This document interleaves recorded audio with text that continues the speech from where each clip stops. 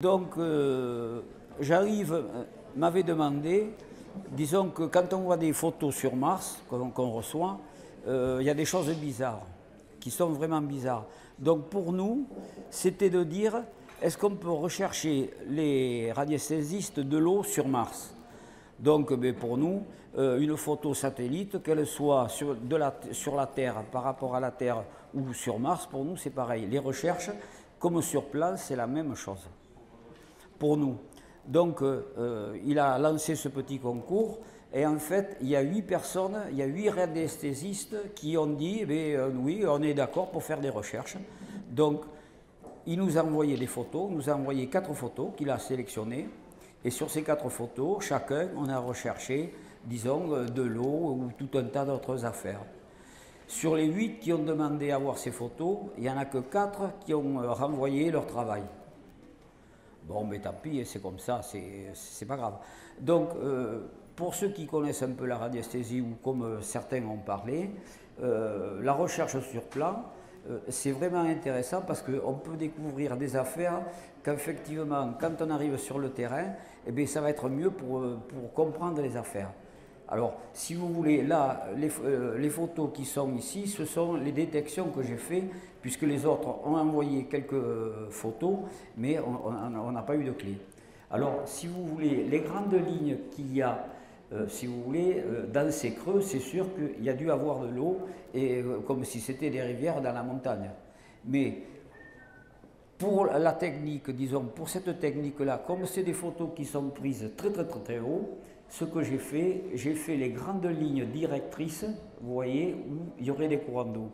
Et vous voyez qu'il y a des flèches qui partent là vers le haut, les autres qui partent d'un côté.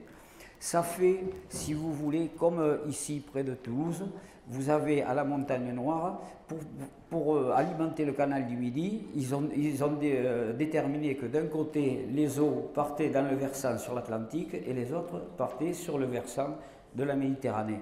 Eh bien, ça fait un petit peu ça. Mais après, pour mieux détecter, disons, ces courants d'eau, alors à ce moment-là, il faut redescendre l'image très bas. Et redescendre l'image très bas, c'est, disons, difficile. Voilà, c'est un autre exemple. Alors vous voyez, ces trous-là, c'est des trous, ils nous disent que ça fait à peu près 300 mètres de profondeur.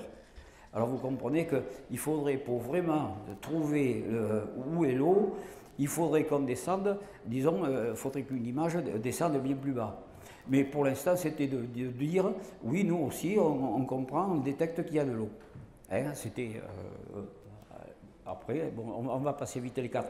Donc là, dans ce grand canyon, mais alors, les collègues, ce qu'ils ont fait, bon, certains ont fait que des petits ronds, mais enfin, en gros, on se recoupe dans le tracé que j'ai fait.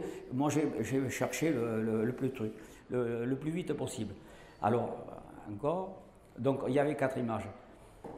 Donc, ce qui était intéressant après, c'était de lire, comme quand on fait disons, dans une maison ou un local, quand on fait le tracé, on voit après les taux vibratoires, on en a un petit peu parlé, pas trop fort, mais on a parlé de ces vibrations, ce qui fait que ça nous donne tout un tas d'indications, et on voit que sur la planète Mars, si vous voulez, il y a une vibration minimum de 30 000 unités bovis. C'est-à-dire une échelle qui permet, comme la géobiologue nous a montré un cadran tout à l'heure, pour faire des mesures.